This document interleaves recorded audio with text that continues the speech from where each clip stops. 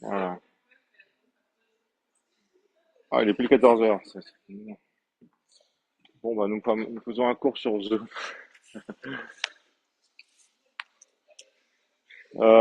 C'était un cours important parce que c'est un rapport avec le DM.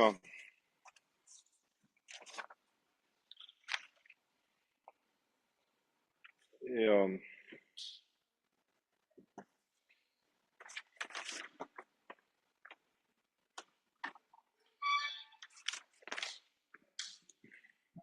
on va faire la connexion entre grammaire et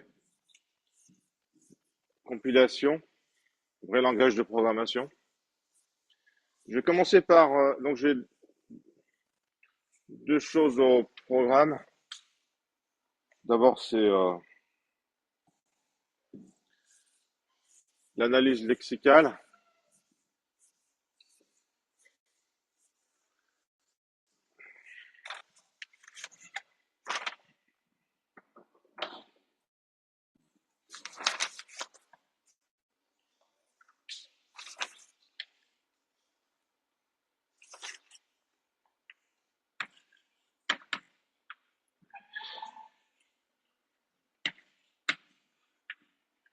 Lexicale. Et ensuite, je ferai aussi le nettoyage et décidabilité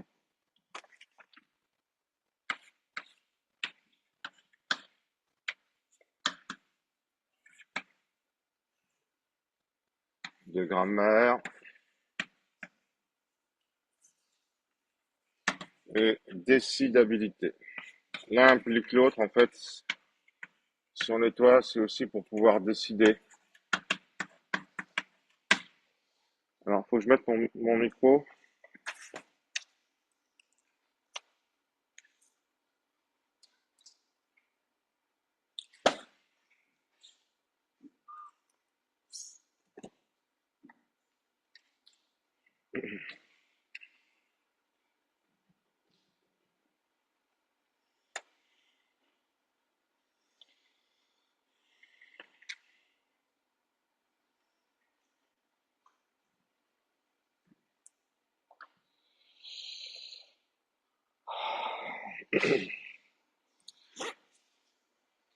Voilà, marche mieux là.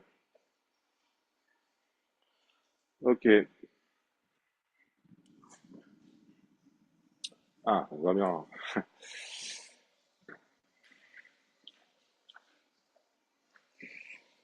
Donc, analyse lexicale, c'est la première étape de la compilation. Et vous devez donc bien la comprendre avant qu'on aborde l'analyse syntaxique, qui est le moment où on utilise une grammaire. D'accord?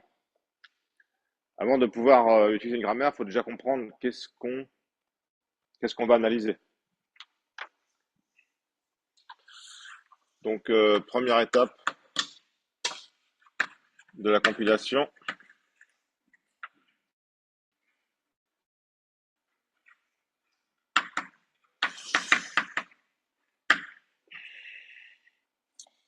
Alors, elle fait deux choses. D'abord, on découpe le texte en unités qu'on appelle tokens. Découpe un programme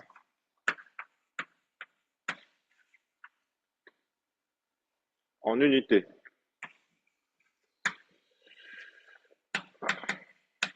On appelle ça token. Oh, il existe, ça c'est l'appellation anglaise. Il existe une appellation française qui n'est pas très souvent utilisée, lexem, il me semble. Euh, donc, faut imaginer votre programme qui passe sur une espèce de euh, euh, vous savez, à l'usine, là, quand on a comment ça s'appelle, quand on travaille à la chaîne, qu'il y a des trucs qui passent sur une bande, là, un tapis roulant, genre, ouais. Euh, et il y a une personne dont le boulot, c'est de couper le texte en petits morceaux Alors, ça existe aussi dans les langues naturelles, mais ça c'est pas du tout pareil, hein. Dans les langues naturelles, on utilise des séparateurs. Donc, euh, en, euh, en français, donc on utilise l'espace, les séparateurs, et principalement le caractère espace, mais aussi la ponctuation.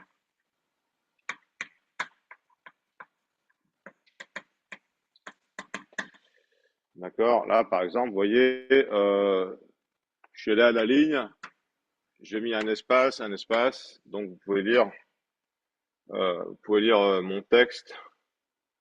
Là, j'ai mis un espace. Ça qui vous permet de distinguer des unités dans mon texte. Alors, bah, dans un langage de programmation, vous avez aussi des séparateurs. Si vous écrivez to- euh, Toto égale Tata plus 1. Euh, est-ce qu'on a aussi des séparateurs? Ben, pas vraiment, parce que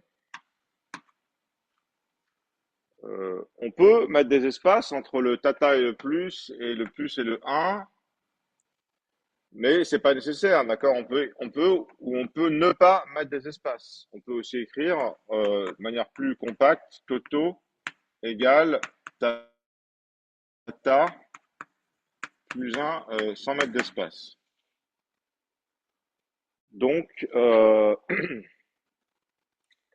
en programmation,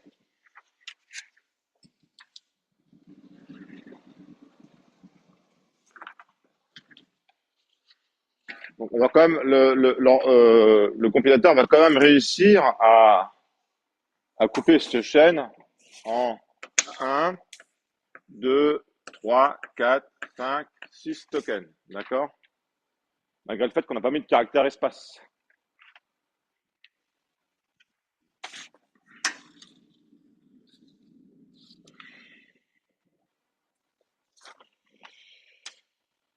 Alors, comment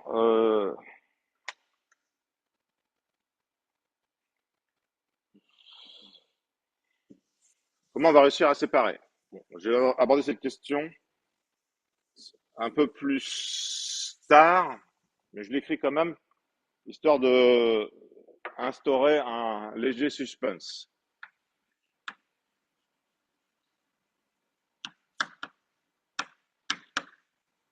Comment séparer les tokens?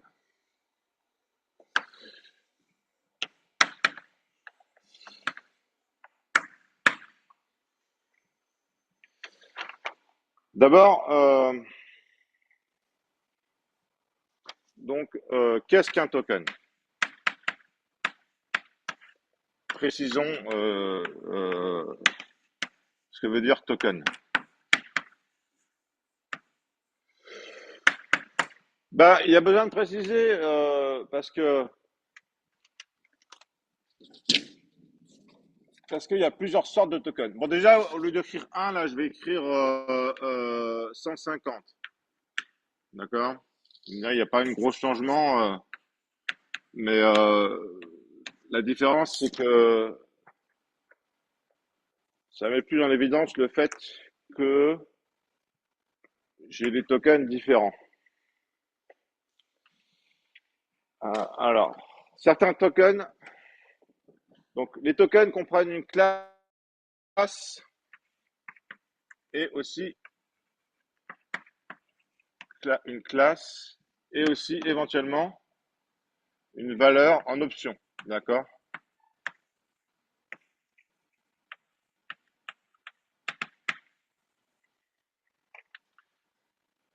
Donc les tokens qui ont une valeur, c'est id et const.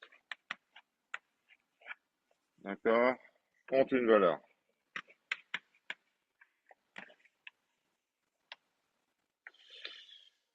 Parce que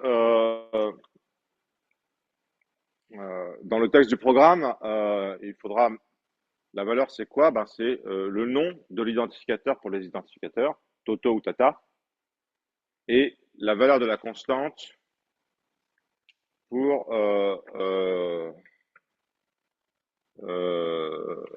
la constante.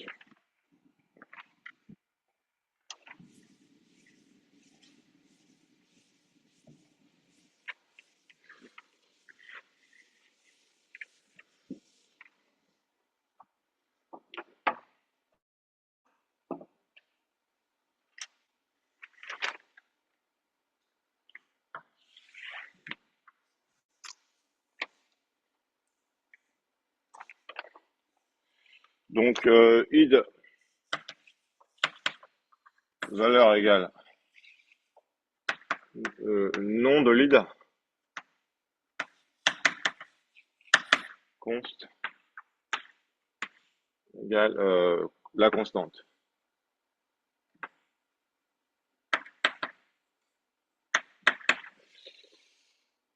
Euh, Maintenant, dans cette petite égalité Toto égale Tata plus 1 que je vais passer, euh, il y a aussi le égal,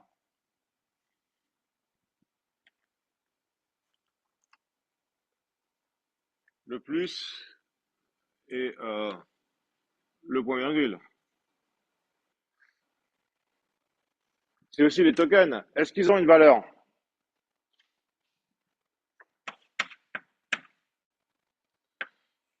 Ils n'ont pas de valeur, d'accord? Il y a juste la classe. Parce qu'il y a juste un seul représentant pour tous ces tokens. Donc, il faut bien comprendre que il y a deux sortes de tokens, ceux qui ont une valeur et ceux qui n'en ont pas. Vous froncez les sourcils?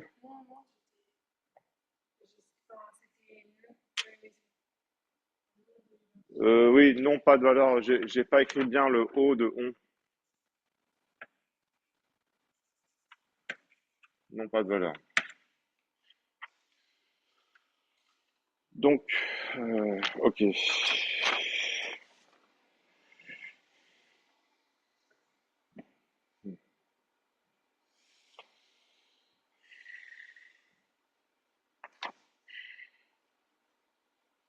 Hmm. Donc, il y a deux sortes de tokens, ceux qui ont une valeur et ceux qui n'ont pas de valeur. C'est principalement ces deux-là, en fait, hein, ID const. Sauf que const, vous pouvez avoir des constantes qui sont des chaînes de caractères ou des flottants. Mais à part ça, c'est les deux familles de tokens qui ont une valeur.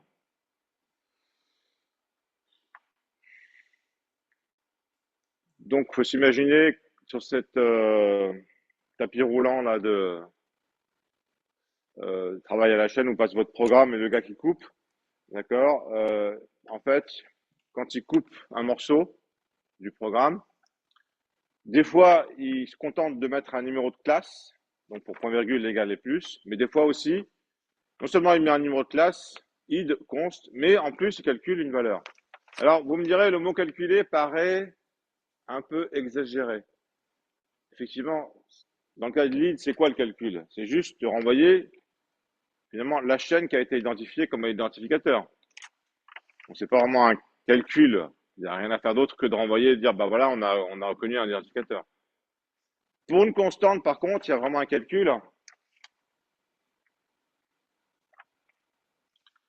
Donc, la valeur se calcule à partir de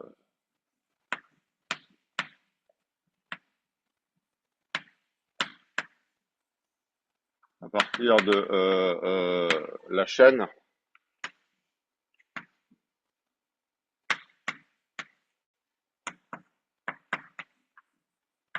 du token. Donc pour 150, pour Toto, ben c'est pas de calcul, c'est juste la chaîne, c'est la chaîne telle que, d'accord? C'est la chaîne.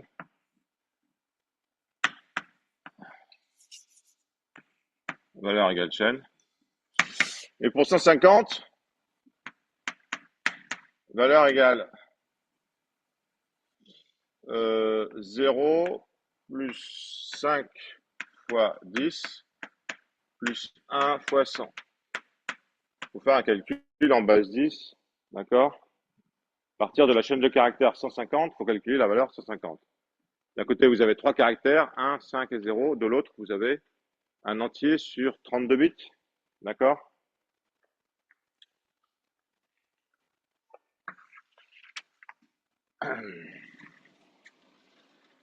Donc, vous comprenez comment on calcule euh, la valeur.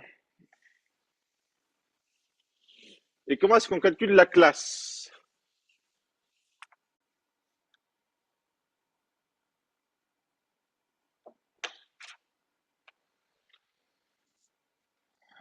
Classe égale nombre entier pour simplifier, d'accord? Aussi, c'est aussi égal à un nombre entier. On code ça par un nombre entier, d'accord? Comment calculer ça?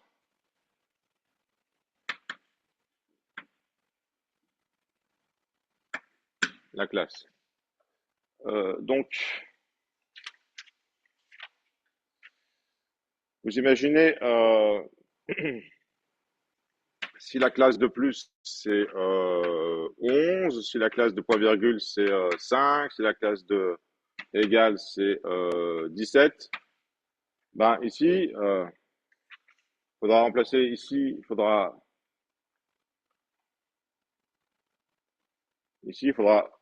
écrire 17, 11 et 5, d'accord? Alors il y a aussi la classe de id. Donc id, on va dire que c'est moins 1 et const c'est moins 2. Donc ici, il faudra mettre id, donc moins 1, euh, et ici moins 1, ici moins 2. Mais ici, il faudra aussi mettre la valeur, d'accord, pour compléter. Et vous voyez que finalement, au final, à partir d'un flux de tokens, on génère un flux de nombres entiers petits, puisque des classes, il n'y en a pas tant que ça, d'accord? Et vous voyez aussi que va falloir, pour les constantes et les indicateurs, un deuxième entier qui indique c'est quoi la valeur. Alors, pour les constantes, l'entier, ça va être la constante. Ici, on va mettre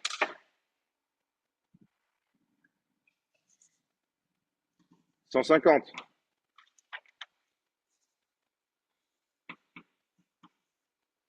Mais comment est-ce qu'on va réussir à mettre une constante pour coder Tata et Toto? Eh bien, à chaque fois qu'on rencontre une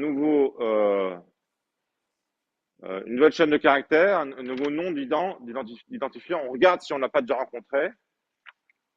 Et si on n'a pas déjà rencontré, on le stocke dans un truc qui s'appelle une table de symboles. D'accord? Donc, on va voir. Euh, euh, d'accord. Toto.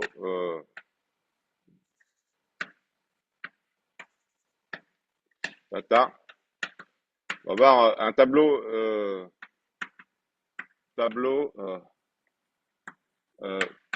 dit de rencontrer. D'accord? Donc, qu'est-ce qu'on va mettre comme valeur pour nos identifiants? Eh ben, l'adresse dans ce tableau, tout simplement. D'accord? Donc ici, on va mettre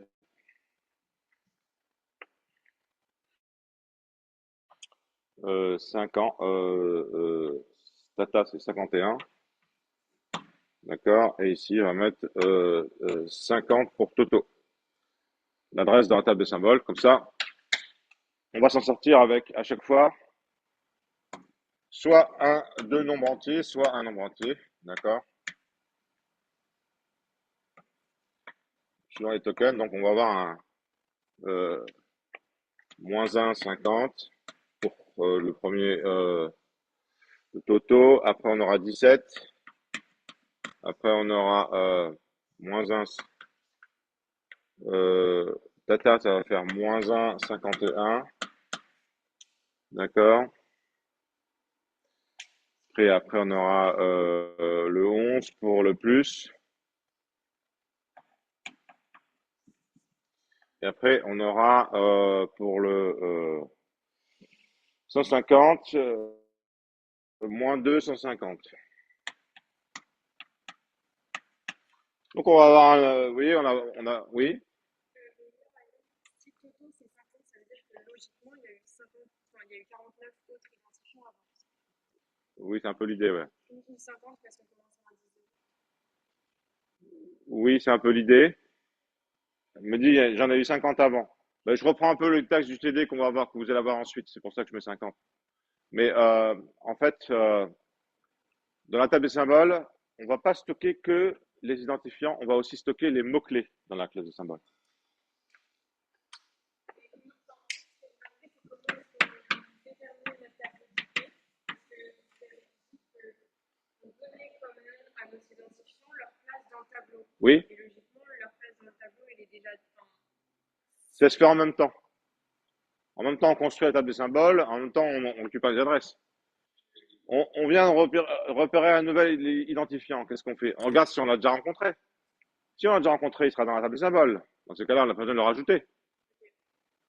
Mais on rajoute ces positions pour pas. On remplace la chaîne par juste un entier qui s'en reste dans la table de symboles. Ça permet de faire un codage compact.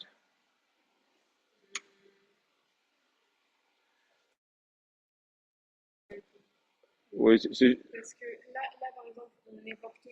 Enfin, si on avait Toto égale à Tata plus 150, et après, je sais pas, Toto égale à Toto moins 1, ça voudrait dire que si on se réfère à notre tableau d'identifiant, on a Toto qui a déjà été mentionné donc à la ligne 50, enfin, de comment je le non, c'est pas remplis. le numéro de ligne 50. C'est pas le numéro de ligne. Non, non, non, c'est le numéro de l'identifiant. Oui, donc Il y en c'est a eu 50 avant, ouais. il y a eu 50 distincts, enfin, les noms Identifiant, identifiants distincts avant. distinct, voilà. Et donc on se réfère à Toto, mais logiquement, comme on agit sur entre guillemets sa valeur, est-ce qu'on a. Si je rencontre Toto, il y aura le même numéro 50, bien sûr, Oui, comme mais valeur. j'ai juste pas compris, le moins 1, c'est quoi? Alors voilà, c'est la classe. C'est la classe. On met les classes négatives pour les tokens qui ont une valeur, par convention. Ok. Mais quel est, enfin, l'intérêt, c'est juste qu'à chaque fois qu'on lit la ligne du fichier, en gros, là, on repère juste tous les identifiants qui sont distincts dans le fichier. On n'en fait rien. Parce que je veux dire, si on recroise une nouvelle fois Toto, bah, On va la remettre machine ne 50. saura On- pas on- où est-ce que, enfin, à Si, quel. on va regarder où est-ce qu'il est dans la table de symboles. S'il est présent. Oui, mais juste dans la table de symbole, Oui, pas en termes de ligne dans le fichier. oui. Pas en termes de ligne dans le fichier. C'est toujours 50 pour Toto, quelle que soit la ligne où elle apparaît. Parce que la première fois qu'on l'a vu, on l'a pas trouvé, on en avait 49, donc on a dit, bah, c'est le prochain, c'est le 50. C'est l'ordre d'apparition qui détermine le numéro de l'identifiant, associé à un identifiant. Oui? Ça, c'est des trucs un peu techniques que vous verrez en compilation, mais mon idée de faire ça en cours et ensuite en TD, c'est que vous ne soyez pas perdu quand vous allez faire de la compilation, si vous en faites un jour. C'est un peu l'épreuve du feu quand on fait l'informatique de faire un compilateur. Euh,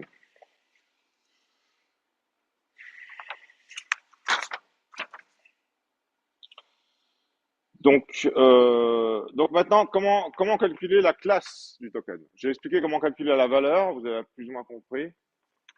Donc il existe un logiciel Lex qui permet de faire ça, qu'avant on utilisait, mais ça prend beaucoup de temps de le faire en TP. Et donc, comme la maquette a changé, maintenant nous on fait le langage formel, on se concentre sur la théorie, on fait plus ça en TP, mais vous verrez ça quand à la compilation. Donc comment est-ce qu'on calcule, à quoi ça correspond les classes en fait? À quoi correspond le numéro de classe? À quoi le numéro de classe c'est quoi?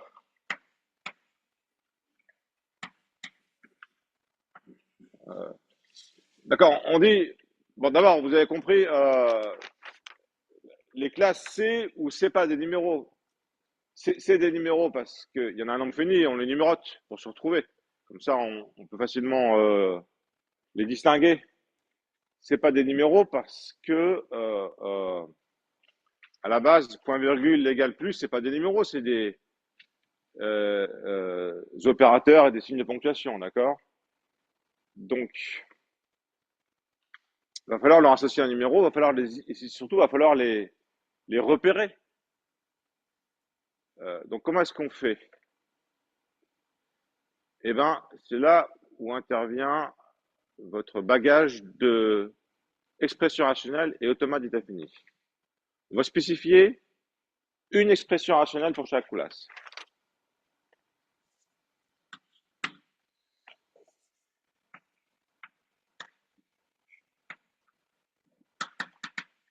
Une expression rationnelle. Alors, ce que je n'écris pas expression rationnelle, j'écris exprat.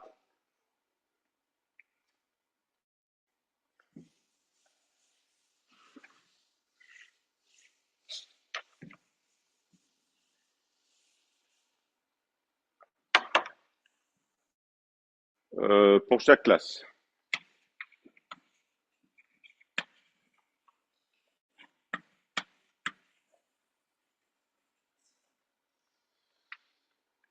Alors,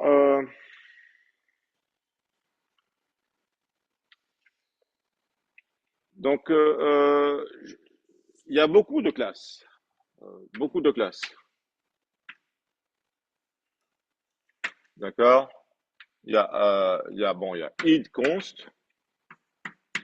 Après, il y a plus, moins, multiplié, divisé. Il y a point virgule, virgule, point, deux points égales, point, point, point, point comme ça. Enfin, les parenthèses, d'accord? Ça, c'est des classes. Il y a aussi les mots-clés.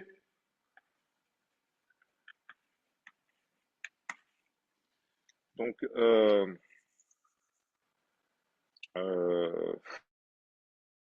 fort, c'est un mot-clé qui est un peu universel. Vous avez while.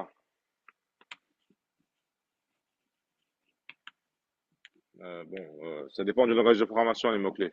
Mais for et while, on les trouve partout, d'accord? If, else.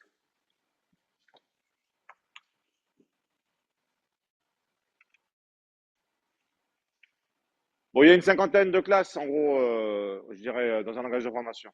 D'accord? Il y a donc une cinquantaine d'expressions rationnelles associées. Alors, ces expressions rationnelles, dans un premier temps, vous allez considérer qu'elles sont toutes, pour la majeure partie, euh, un peu débiles.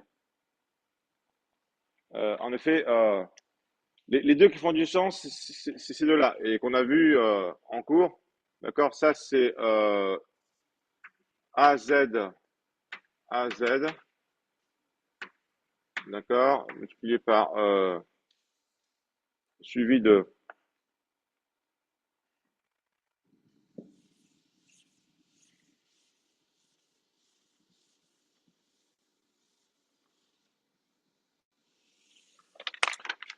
suivi de AZ, AZ, 09, étoile. D'accord? C'est-à-dire que le premier caractère d'un identificateur ne doit pas être un chiffre, mais ensuite on aura de mettre des chiffres. Ça, c'est pour les identificateurs. Et pour les constantes entières, bah, c'est juste 0,9 plus. Donc, c'est pas trivial. Et par contre, ici, donc, à partir de cette expression rationnelle, le compilateur est capable de générer automatiquement un automate d'état fini euh, qui va reconnaître un identificateur. D'accord?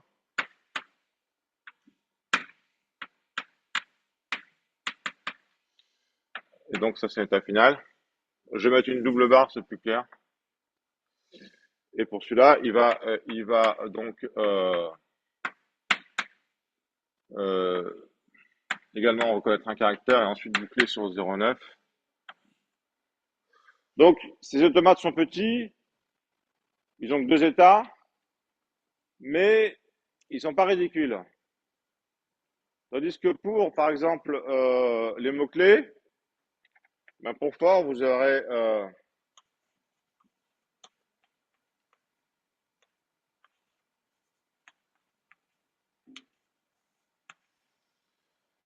un automate dont le nombre d'états sera égal au nombre de lettres du mot-clé, a priori. D'accord? Bon, c'est pas non plus ridicule. Mais pour la ponctuation, vous aurez, et l'expression rationnelle, ce sera le mot-clé lui-même, d'accord? Ce sera fort. Pour la ponctuation, l'expression rationnelle, ce sera le caractère lui-même, et là, l'automate, ce sera juste euh, le caractère en question, d'accord? Bon, il se peut qu'il fasse. En Pascal, on écrit deux points égales. Donc, pour reconnaître deux points égales, mettons plus plus. Il y a plus plus, c'est aussi quelque chose d'assez courant. Donc, si vous voulez reconnaître plus plus, ben, faut deux états, d'accord?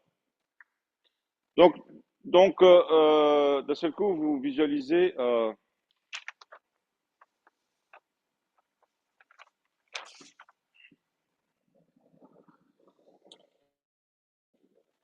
que, ah oui, excusez-moi. On doit faire, fonctionner ces automates. Alors, imaginez-vous qu'on est au début du programme, d'accord? Le programme, c'est Toto égale Tata plus 1, pour imaginer que c'est un programme qui a du sens dans un certain langage de programmation. Il s'agit juste d'additionner un identificateur avec une valeur, de le ranger dans un autre identificateur. Bon, ça peut se faire en Python, en Java, en C, en ce que c'est, d'accord? Euh, alors, comment est-ce qu'on va faire pour mettre nos barres?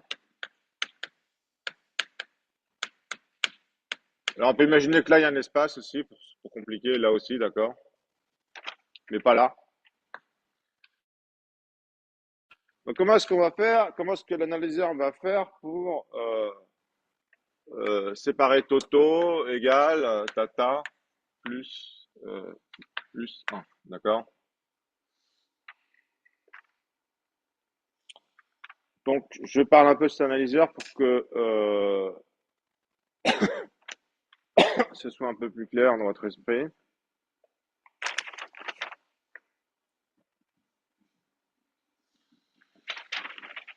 Euh, il va faire marcher tous ces automates en même temps. C'est un peu comme si on avait un état initial ici, et puis des epsilon transition partout.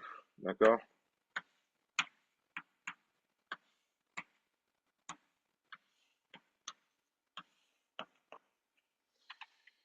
Il essaie de faire marcher tous ces automates en même temps. Il n'y en a pas tant que ça, il y en a 50, c'est pas non plus la mer à boire.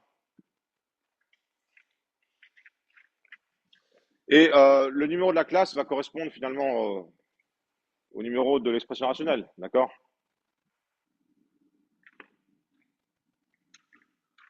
Donc, euh,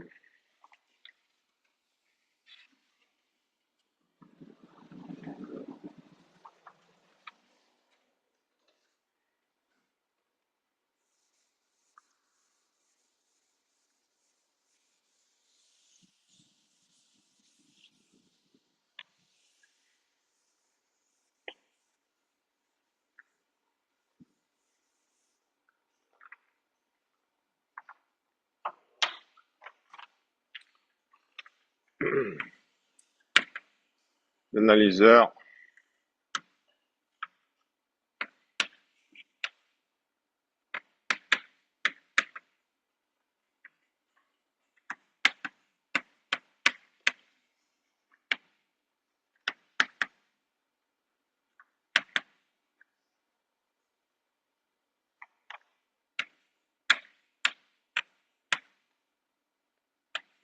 Alors, à mon avis, ils vont tous bloquer.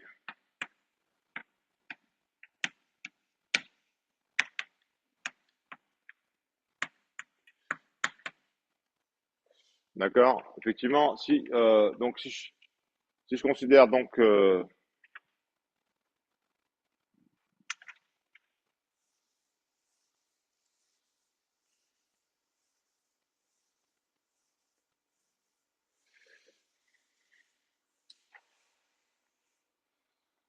si je considère Toto égale Toto plus un égale Tata plus, non, je me souviens plus ce que c'est, hein. Toto égale Tata plus un. Bah, euh, donc il va démarrer sur le T. Là, il va tout de suite pas pouvoir enchaîner, donc il va bloquer ici tout de suite sur tous les autres. Il y a que le premier finalement qui va enclencher, d'accord? Donc le premier, ça va marcher. Il va prendre le T ici, et après le O. Après, il va reprendre le T, le O. Et là, il arrive sur le caractère espace. Est-ce qu'il y a une transition de mon automate identificateur avec le caractère espace? Non, donc ça va bloquer. Donc là, tous les autres ont bloqué depuis longtemps et notre automate qui reconnaît les identificateurs a aussi bloqué. Qu'est-ce qu'on fait? On fait marche arrière. Jusqu'à temps qu'on trouve un endroit où on n'a pas bloqué.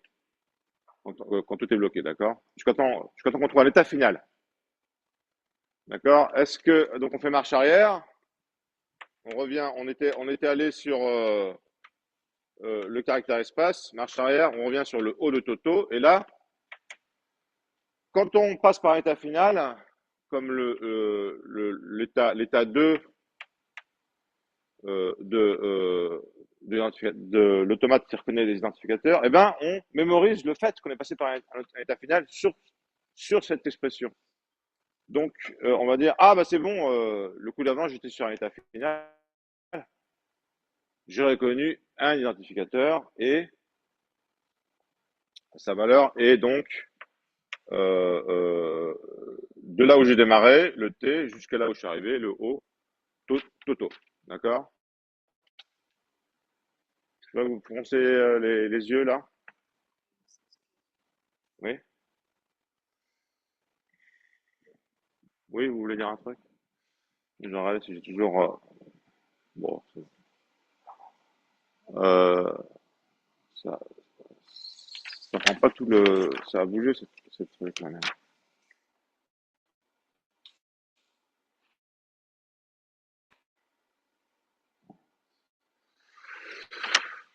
Parce que j'ai des... Bon, je suis un peu savoir si j'ai des gens, 13 participants, quand même.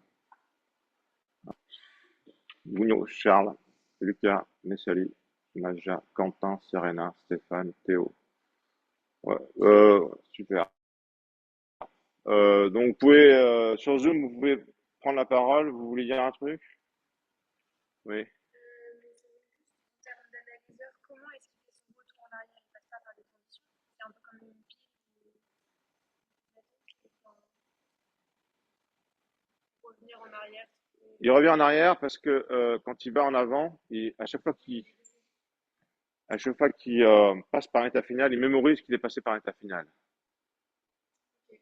Donc en fait, mais ça veut dire qu'il revient juste en arrière sur les étapes finaux.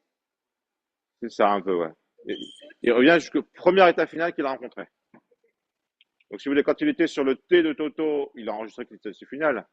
Après, quand il arrive sur le O de Toto, le premier O, il oublie l'état final d'avant parce qu'il a besoin d'un état final. Donc, il dit, bah, pour les identificateurs, mon dernier état final, c'est pas le caractère T, c'est le caractère O.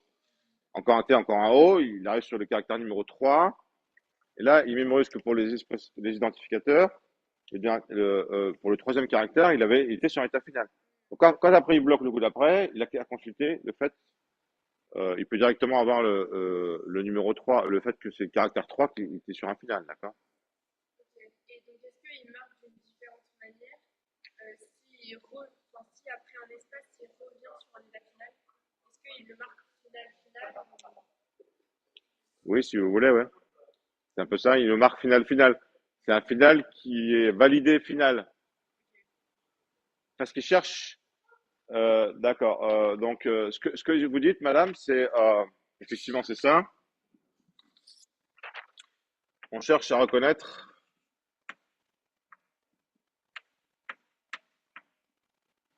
euh, euh, les tokens les plus longs.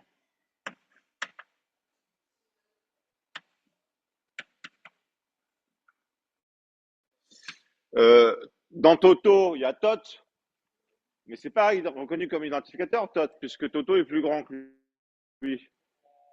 Donc à partir du moment où vous avez écrit encore un O après le Tot, bah, c'est Toto qui va être qualifié comme identificateur, d'accord? Parce qu'il cherche toujours le plus grand, ouais. C'est ça l'idée. Et après, oui, Et juste pour comprendre, ça veut dire qu'après l'espace, s'il revient, il identifie l'état final. oui. Euh, et après, qu'est-ce qu'il fait?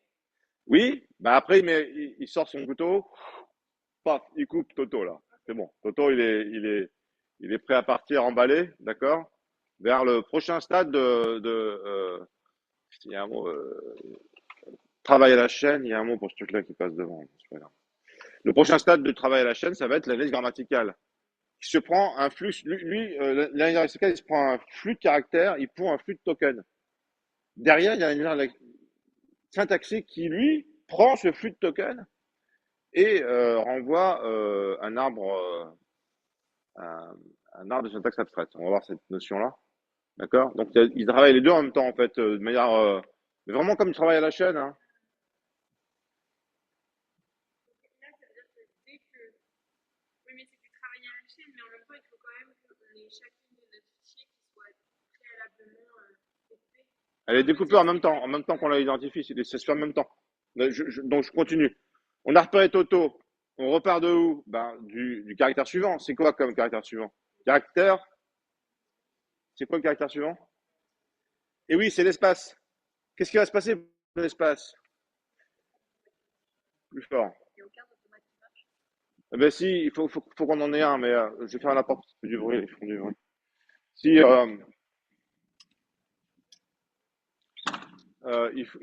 faut qu'on ait euh, une classe pour les espaces, pour les séparateurs.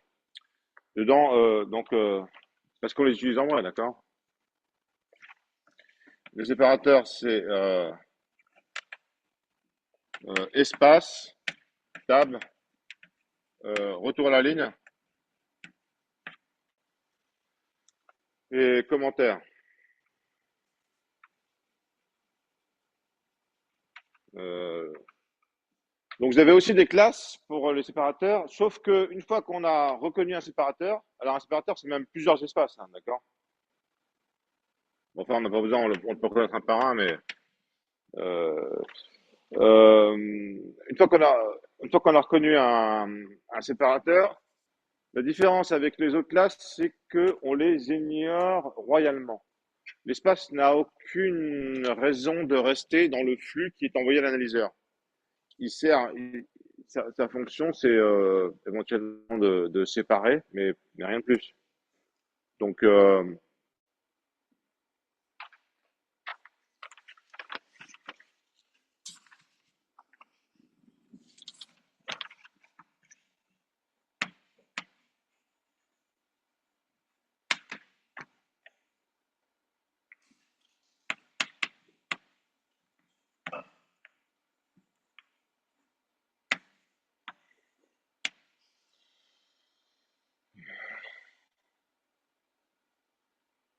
sont reconnus plutôt, sont reconnus, ne sont pas renvoyés comme token,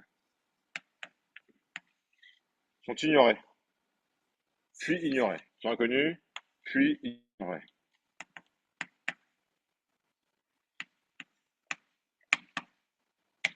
D'accord? Pas de token.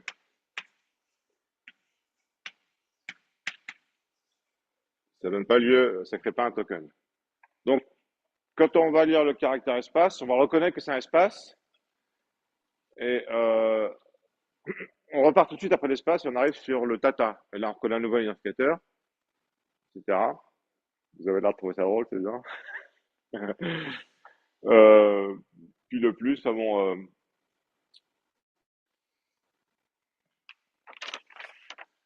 donc,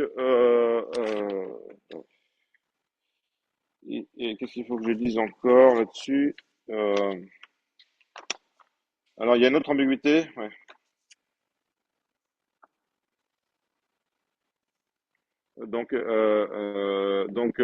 Repart jusqu'au dernier final. Repart jusqu'au dernier en arrière. Repart en arrière. En arrière.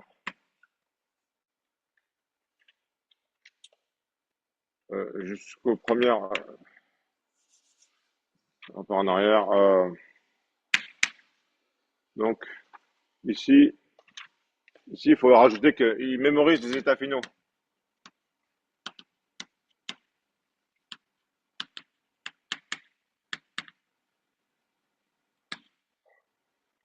Repart en arrière, repart en arrière jusqu'au dernier état final en mémorisé.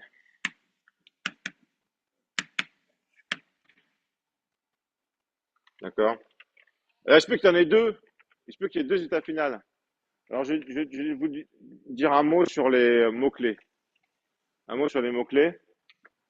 Qu'est-ce qui se passe si vous écrivez Toto égale fun plus un en camel? Bah, fun en camel, c'est quoi? C'est pas un mot-clé en camel, fun? Ah, vous avez pas fait de camel, hein. Ah, bon, on va mettre wild alors.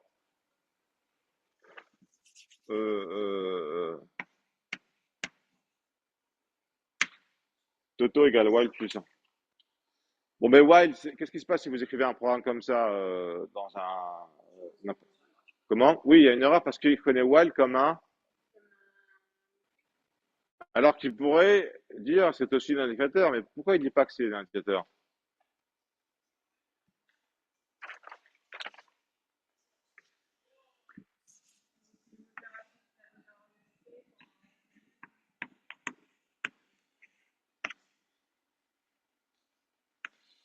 Ben, euh,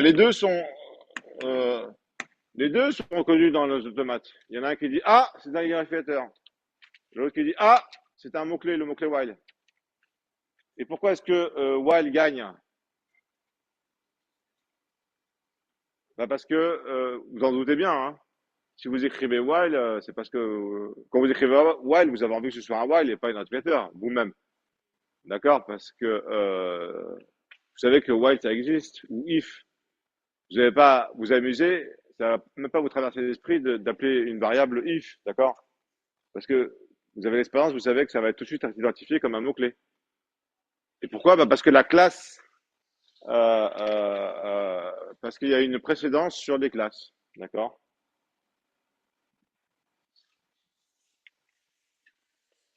Il y a une précédence sur les classes, donc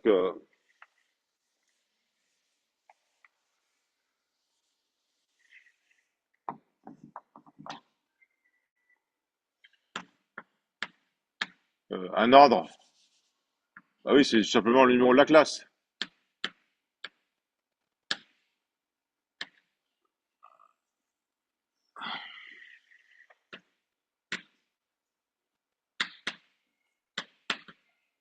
Donc si on reconnaît while, ben on dit c'est un while.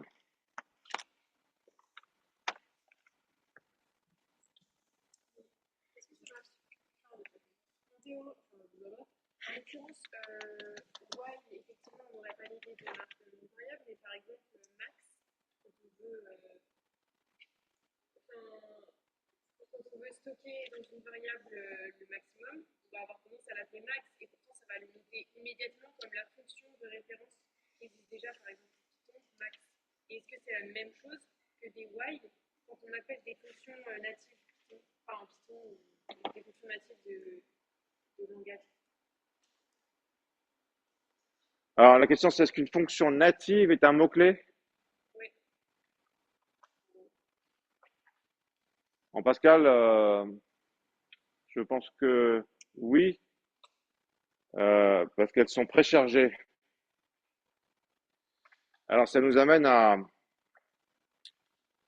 regarder plus en détail le mécanisme de comment ça fonctionne en vrai, qui est différent de ce que je viens de vous dire.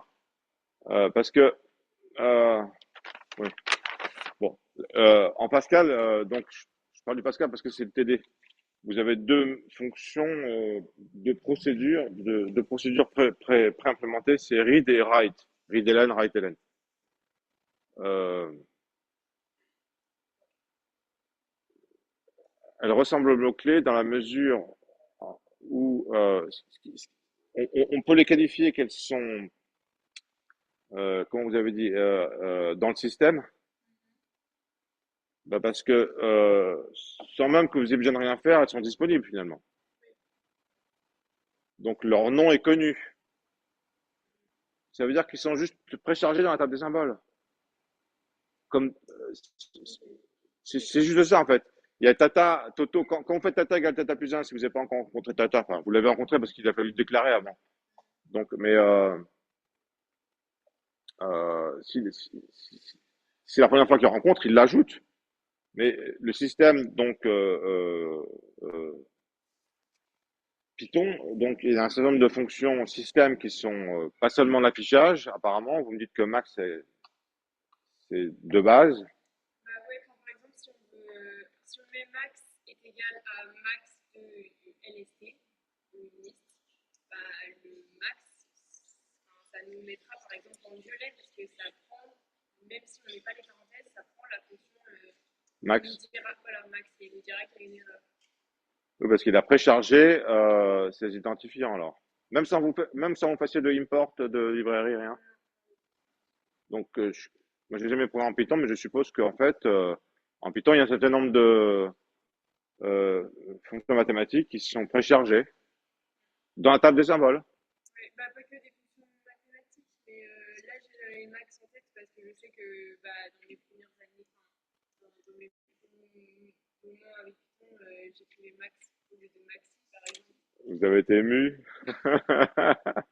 Non, non, mais c'était juste. Enfin, je me demandais parce que aussi, une fonction, de toute façon, elle est aussi censée mettre des parenthèses, donc est-ce que ça compte comme un token, puisqu'on l'applique soit à un identifiant au final. Oui, on passe des paramètres à une fonction Oui, quand on n'a pas une fonction. oui, Alors, mélangez pas tout. oui, Enfin, il y a une syntaxe qu'on va voir en TD, pas en cours. Le but du JD, c'est de. Mais ça, l'appel de fonction, c'est pour le DM, en fait. Je le réserve pour le DM. Je vais pas le faire en TP. Hein.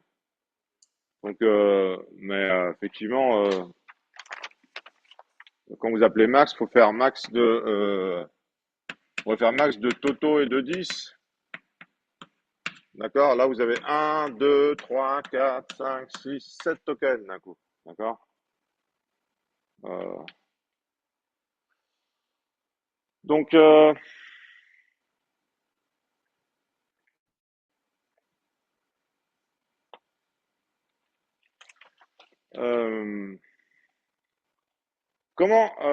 donc vous avez un peu une idée à peu près correcte de ce qui se passe en vrai pour l'analyse lexicale. Maintenant, est-ce que vous pensez que c'est vraiment une bonne idée? Parce que des mots-clés, il y en a combien dans un vrai langage? Il y en a quand même une trentaine, facile, même plus. Vous considérez Java, par exemple, vous déclarez classe, ouais, il y a plein de mots-clés dans Java.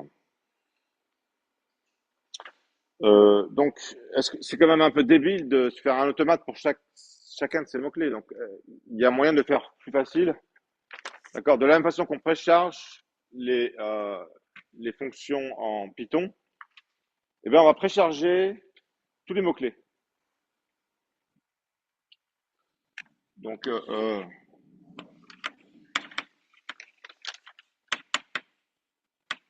traitement plus facile des mots-clés.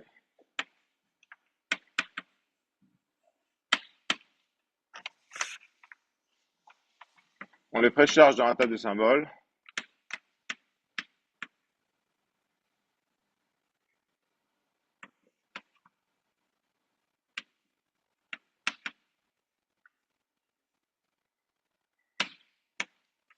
Ils sont reconnus comme des îles. Ils sont d'abord reconnus comme des îles.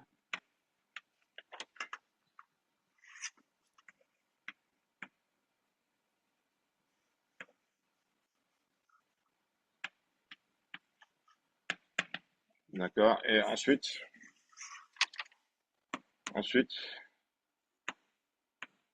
d'accord. On regarde ici par hasard.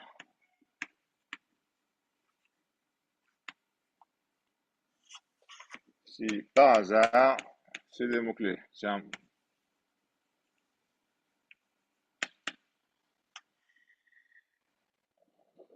Voilà, j'ai plus de place, c'est un peu con. C'est un mot-clé.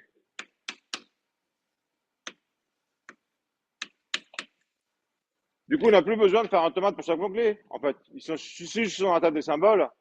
Donc, quand on a l'identifiant, avant de tamponner que c'est un identifiant, on va regarder si par hasard c'est pas un mot-clé. D'accord? Par hasard, il est dans la partie de la table où il y a le mot-clé. Et si c'est le cas, on va dire stop. On pensait que c'était un identifiant, mais on l'a repéré dans les mots-clés de la table. Euh, donc,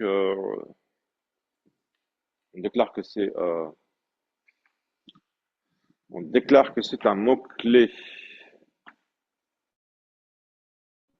Oh, elle est bonne l'image. Ok. Bon. Alors,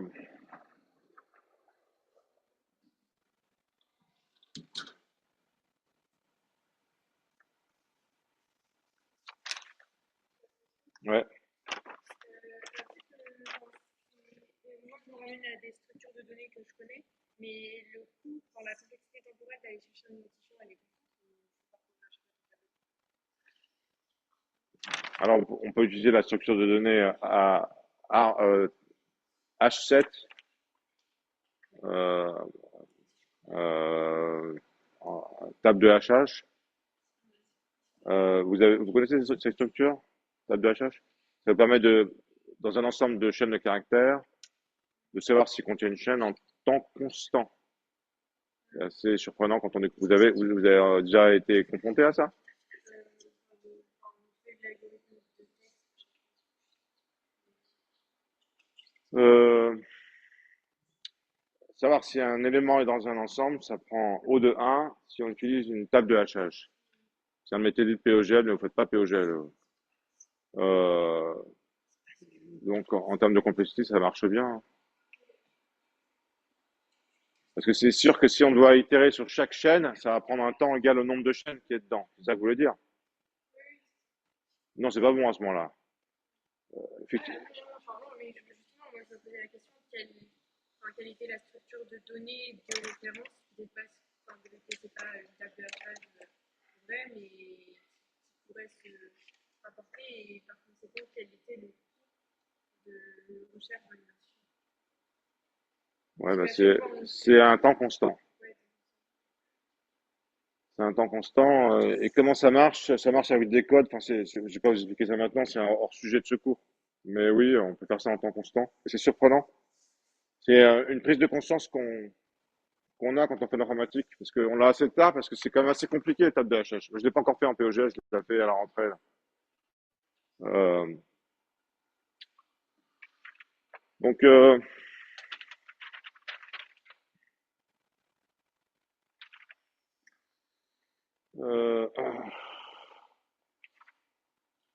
faut que j'oblique vers autre chose, là, quand même. Ah, bien, attends, ouais. Euh, ouais, donc je dis un mot sur l'arbre de syntaxe abstraite.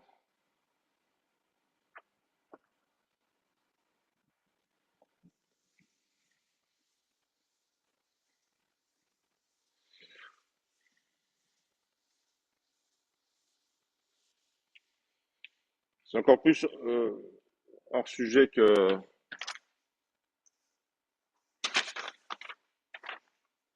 Non, merde.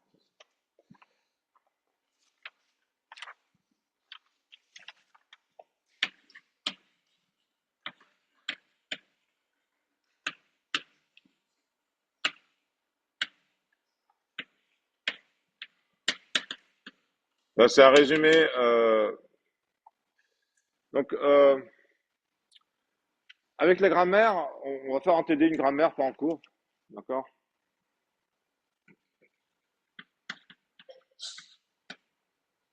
On va faire la grammaire de Pascal et en même temps,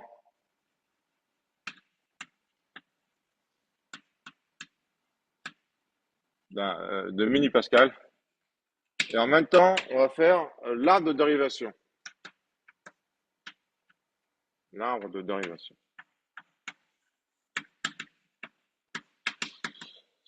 D'accord? Et en fait, ça fait un truc, c'est énorme.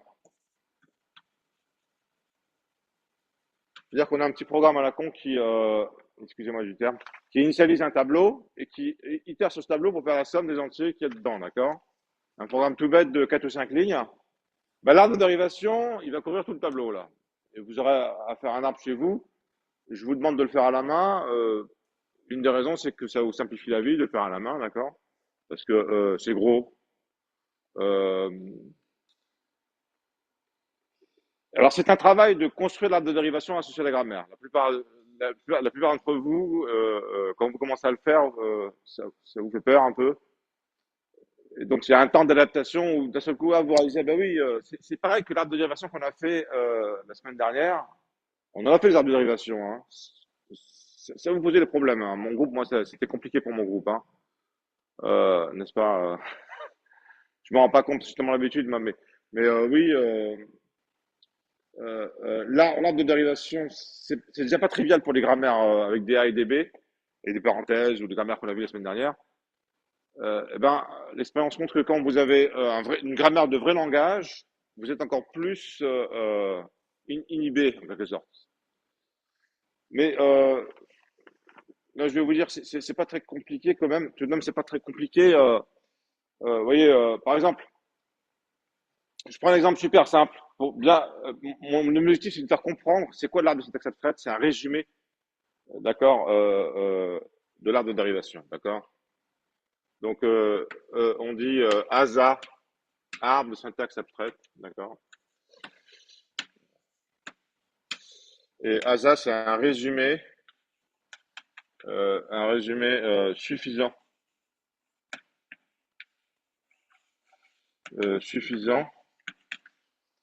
de l'arbre de dérivation. Suffisant, ça veut dire que bah, c'est ce qu'on a besoin pour bosser en vrai, d'accord? L'arbre de dérivation, euh, il a la structure du programme, il donne la structure du programme, mais en vachement gros, trop gros. On peut le résumer, on peut diviser sa taille par 4 ou 5. Du coup, ça devient beaucoup plus sympa parce qu'il n'y a pas, il y a pas besoin de. Enfin, on peut l'écrire facilement, d'accord? Donc, je trouve ma brosse. Je tourne, je tourne contre la brosse. Ah ouais. Donc, un exemple, je montre deux exemples simples pour que vous compreniez l'idée, d'accord? Le premier exemple, c'est que vous avez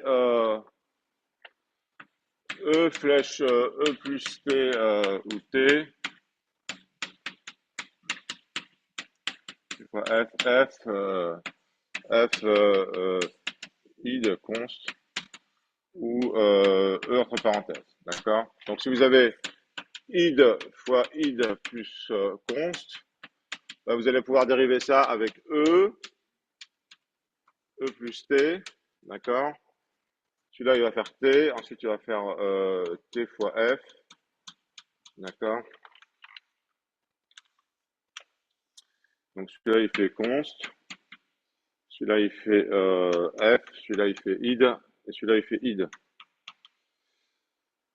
Alors, il y en a combien des nœuds là-dedans? Ben, il y en a beaucoup parce que il y a tous ces E-là, en fait, il y a tous les noms terminaux qui ont servi à générer euh, à spécifier la grammaire. Il y a tous ces noms terminaux-là, d'accord? Qui sont dans l'arbre E, T, F. Mais en vrai, un arbre qui a la même structure que cet arbre-là, mais qui est beaucoup plus compact, c'est quoi? Eh bien, c'est un arbre où vous avez non pas les non-terminaux dans les nœuds branches, mais les opérateurs. Ça va être plus, const, fois, id, id. Ça, c'est l'ASA qui correspond. Ça, c'est l'arbre de dérivation.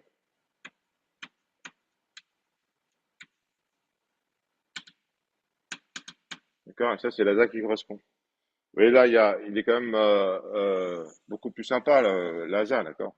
On a juste besoin de savoir ça pour analyser, ensuite pour cracher le code, pour faire la compilation, pour la suite de la compilation, on a juste besoin d'avoir l'arbre avec les opérateurs. Il est plus compact, il est plus simple. Je donne un autre petit exemple rapide.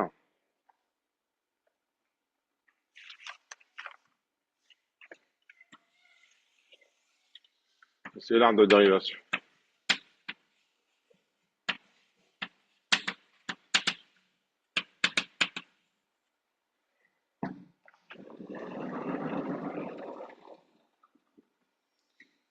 Donc un autre exemple un peu rapidement comme ça. Je vérifie que c'est toujours en piste, ce truc là. Je fais des progrès moi avec à force de filmer, je commence à arriver à faire un truc potable.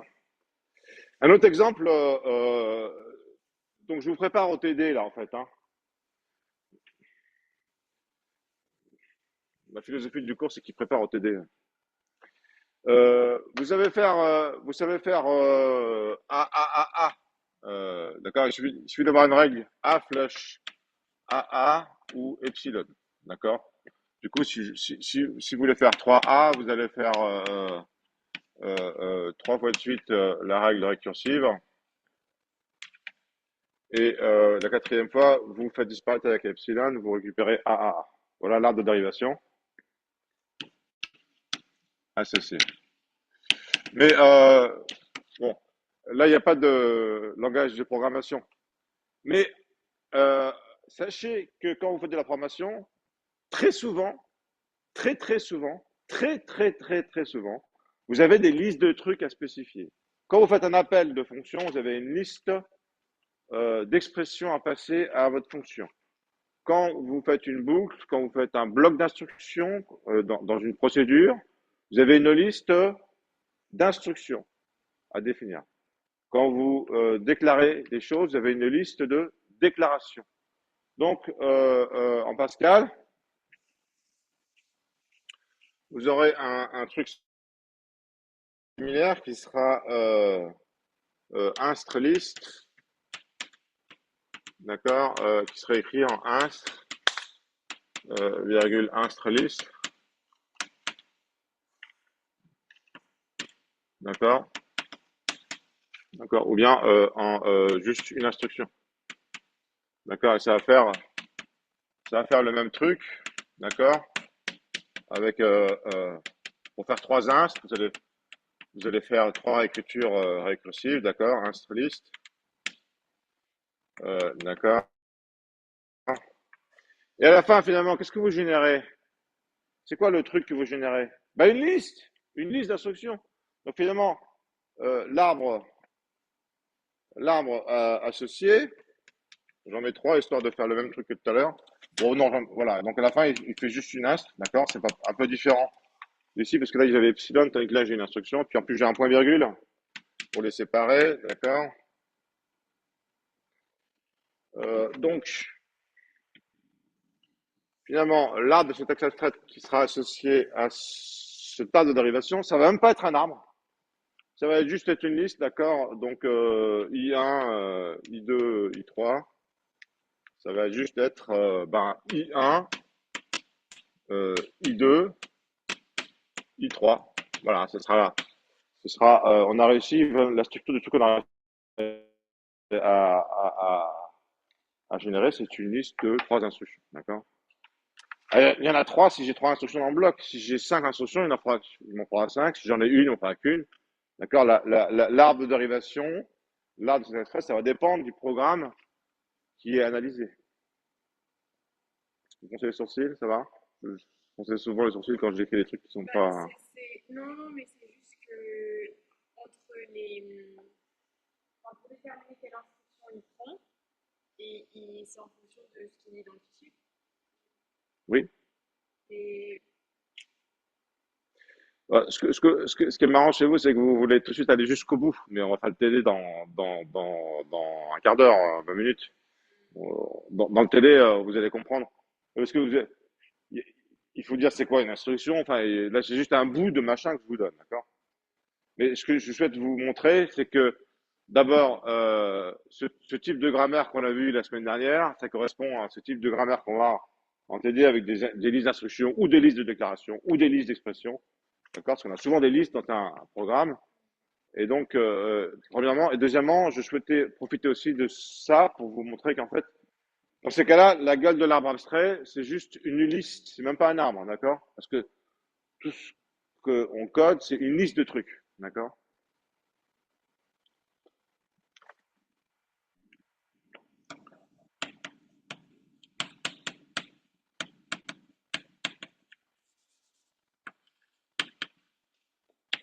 Voilà.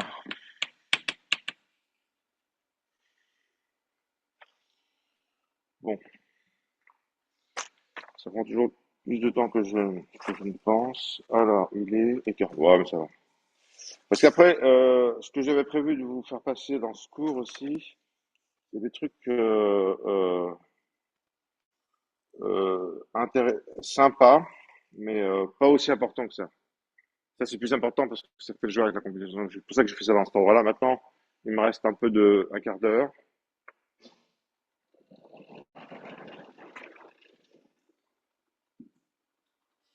Donc, je vais parler de nettoyage. Alors, on a vu nettoyage de automate. Oui. Ben non, mais c'est pas un langage de programmation, ça. La notion de arbre syntaxe abstraite, c'est une notion en rapport avec la compilation. Oui, j'ai pensé à ça.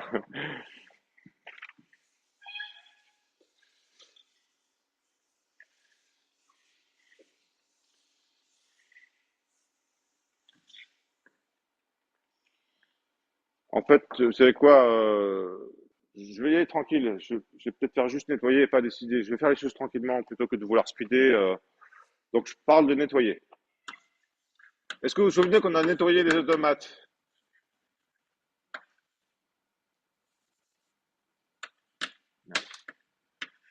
Euh, vous vous souvenez qu'on a nettoyé les automates? Nettoyer les automates, ça veut dire que si on a des états qui sont pas accessibles, on peut les virer parce qu'ils sont pas reliés. On peut pas y accéder depuis l'état initial. Et de la même façon, un état qui est non productif, on peut aussi le virer, quoique c'est moins évident parce que la poubelle n'est pas productive. Néanmoins, des fois, on a envie de la garder parce que on souhaite avoir un automate complet. Donc, il existe des états productifs qui néanmoins sont, on peut difficilement on peut difficilement les dire qu'ils sont inutiles, même s'ils sont inutiles d'un point de vue terminologie, puisque inutile c'est non productif ou non atteignable. D'accord. Vous voyez, donc faut faire gaffe quand même quand on nettoie. Donc on a vu que quand on nettoyait la tomate était fini, on peut résoudre le problème du vide ou le problème du plein. Le problème du vide, savoir si notre tomate reconnaît que dalle, ça c'est abstrait comme truc. Ben, on va savoir qu'il reconnaît que dalle, c'est quand on le nettoie, il reste plus rien. D'accord? Donc le fait de nettoyer, ça enlève tous les trucs qui parasitent un peu, qui obscurcissent le décor. Ben, c'est pareil pour les grammaires. En nettoyant une grammaire, on va savoir si une grammaire génère que dalle, parce que quand on l'aura nettoyée, si elle génère que dalle, il n'y aura plus aucune règle dedans, en fait, tout simplement. Alors, c'est pour tester aussi, nettoyer, c'est pour tester deux choses. Tester que vous venez en cours, parce que ceux qui viennent pas en cours, ben, c'est des questions avec les examens qu'ils ne pourront pas faire. Donc, bon, c'est un peu bête, peut-être de ma part, mais enfin, il y a des choses que j'explique en cours, mais pas en TD. Ça en fait partie, parce que euh, donc il y a une grammaire que j'aime bien, c'est celle-là. Enfin, que j'aime bien. C'est pas moi qui l'ai inventé, en plus, je l'ai pompé. Euh, Alors, si je donne ça en partiel, les gens me disent, ah ouais, mais bah, ils sont surpris. Parce qu'en fait, on a un nom terminal N qui est pas réécrit. Ah ouais, M il est réécrit en A, mais N il est pas réécrit. Ouais. Bah, est-ce qu'on est obligé de réécrire N? Bah non. Dans la définition de grammaire, vous dites, bah, il y a des terminaux, des non-terminaux, et puis des règles. Vous ne précisez jamais que pour chaque nom terminal doit se réécrire, forcément. D'accord. Donc ça veut dire que euh, si on essaie de dériver un truc, on va faire A, M, N. Le M, on va l'écrire en A, et puis celui-là, on ne pourra pas le virer, d'accord. Donc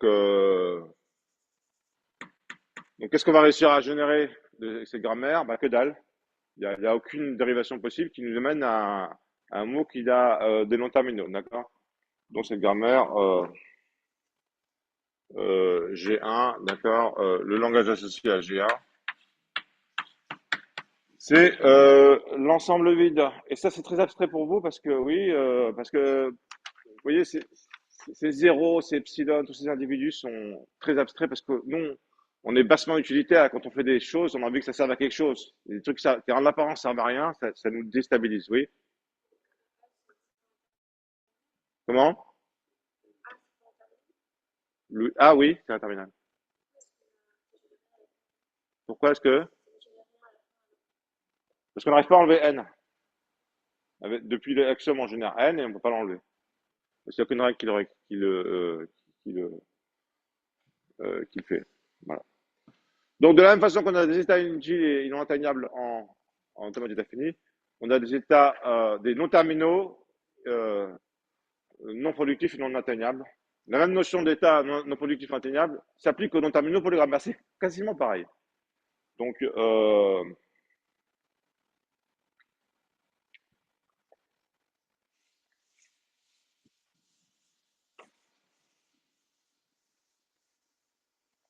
donc là ici, n n'est pas productif.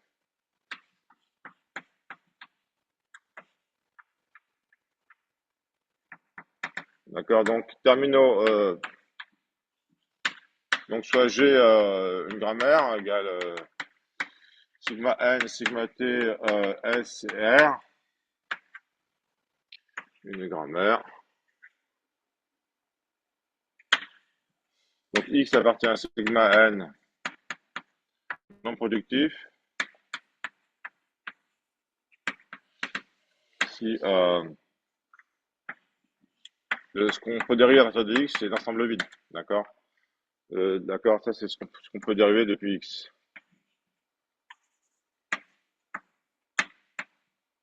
Ce que on dérive depuis x.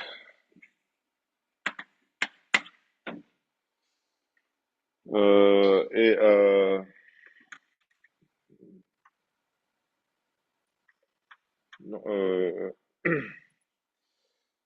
x est atteignable.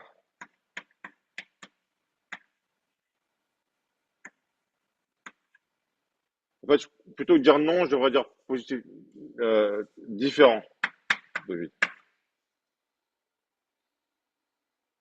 Atteignable, ça va être que S, il existe une dérivation depuis S avec plusieurs pas de dérivation qui génèrent alpha x bêta. D'accord? Depuis l'axiome, en faisant plusieurs pas de dérivation, on va pouvoir générer S. Donc atteignable en mathématiques affinies, c'était plus l'état initial avec plusieurs transitions, on peut arriver à cet état. Pour les grammaires, c'est depuis l'axiome avec plusieurs dérivations, on peut avoir un mot qui a ce non terminal. Productif pour les stomates d'état fini, c'était depuis cet état, on va pouvoir arriver sur un final, ce qui n'est pas le cas pour la poubelle. Productif pour un non terminal, c'est depuis ce non terminal tout seul, comme si c'était l'axiome. On imagine le nombre d'une seconde que c'est l'axiome. Ben, si on commence à le réécrire, on va pouvoir tout remplacer par des terminaux. D'accord.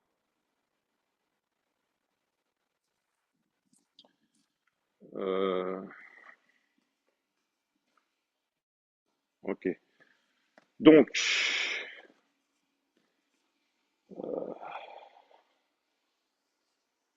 ouais.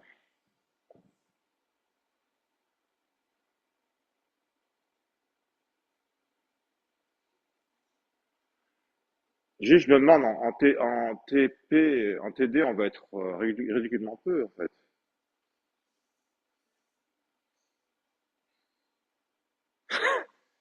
J'aurais dit à mes collègues de pas venir, finalement.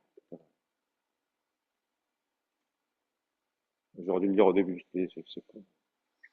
Mais il y en a un qui va venir, ouais. Bon, je vais voir avec eux, ils vont être là, sans doute. Pourquoi, je vous interviewe là, juste 2 secondes. Pourquoi vous aviez partiel ce matin?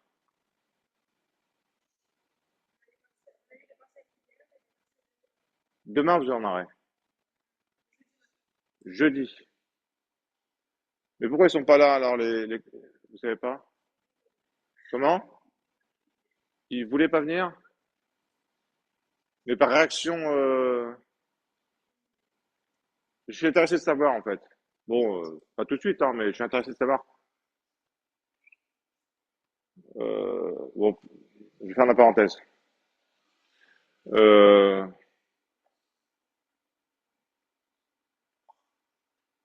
donc, pour le TD, on va faire deux groupes. Alors, un qui fait en présentiel avec bah, votre chargé habituel, en fait, je pense. Et moi, je vais faire en distanciel.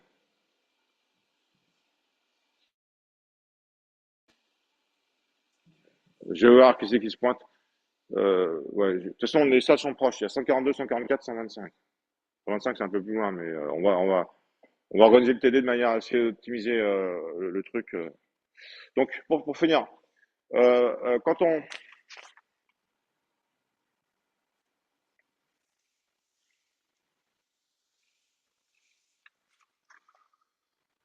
Donc, nettoyer une grammaire, d'abord, c'est surtout enlever les noms terminaux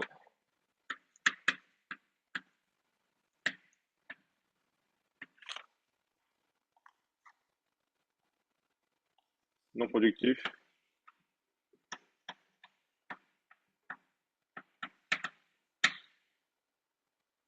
non atteignables.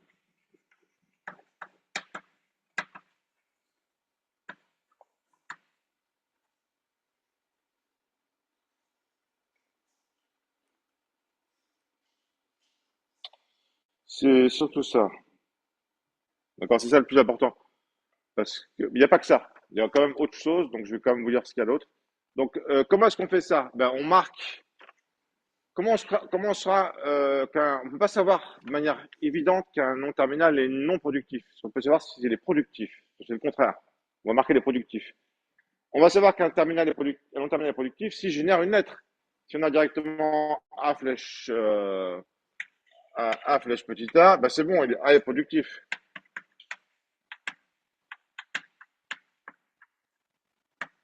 D'accord? Mais si on a par exemple ensuite B flèche AA, ben comme A était productif, B va l'être aussi. Donc de la même façon que productif euh, était calculé avec l'automate d'état fini, depuis l'état final, eh ben, on va pouvoir calculer productif dans les grammaires depuis les productifs finaux, c'est-à-dire ceux qui génèrent directement des terminaux, on va lui dire toi tu es productif. Et si après ça, on a un nom terminal où il y a avec une règle en membre droit où il y a que des productifs, on va dire bah oui, toi aussi tu es productif. Donc de proche en proche, on va pouvoir marquer tous les productifs. D'accord?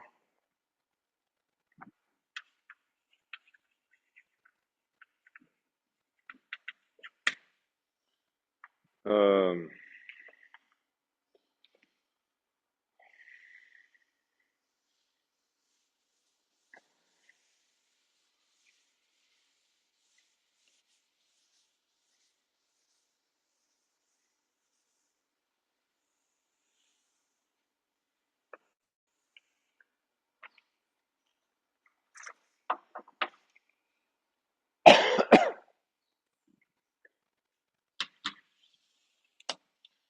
et donc, je fais gaffe à l'heure. Ouais. Donc, on marque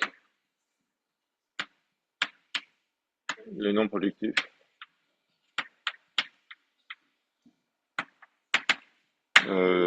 par inondation en fait.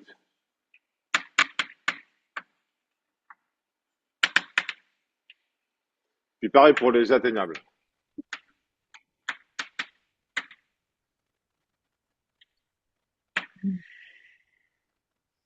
Ici? Non, Ah, pas ah, ici. on entend quelqu'un. Ah, mais il y a quelqu'un qui parle sur Zoom, ça fait plaisir. Oui. Ah, mais ils m'ont entendu sur Zoom, là. Là, c'est vous qui devez dire pourquoi vous n'êtes pas là, la bande de... Bon, mais je comprends. Enfin, moi, ce qu'on m'a dit à la base, c'est que tout est parti de vous. C'est vous qui êtes responsable de tout, en fait. C'est pas grave, vous avez un bon esprit. Euh, Parce qu'en plus, elle m'a dit, oui, il y a des gens qui partent dans leur famille. Du coup, ils peuvent pas faire le partiel cette semaine-là. Ça va compliquer. C'est bien ça, hein. Mais bon, c'est bon, c'est bon. Les prochaines, je ne ferai pas. Je ferai pas avoir. Donc, du coup, voilà. Parce que moi, je peux pas me permettre de perdre une semaine. J'habite loin, tout ça. Il y a une semaine, je pourrais pas venir la semaine du lundi de Pâques. Donc, bon, je vais finir ici. Je reprendrai un peu l'histoire de nettoyage la prochaine fois. Je finis à l'heure parce que ça va être un peu le démarrage du JT va être un peu embrouillé. Vous allez tous dans votre salle. Vous êtes dans quelle salle ceux qui sont là, là? Salle 125 ou salle 142? 142 tous. Donc dans la salle 125, je vais dire qu'ils viennent en 142, 144. Je vais essayer de contacter tout de suite mon collègue. Euh, euh,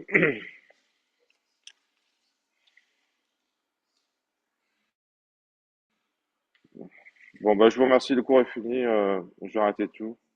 Il faut que j'arrête. J'arrête tout. Stop. Bon bah merci d'être sur Zoom. Merci d'avoir suivi sur Zoom. Le film sur Zoom, je le mettrai sur ma chaîne YouTube, là. Donc, non, je mettrai j'enverrai par annonce un pointeur dessus. Vous pourrez le voir. Pas vous, parce que vous l'avez déjà vu, c'est bon, hein, mais les autres.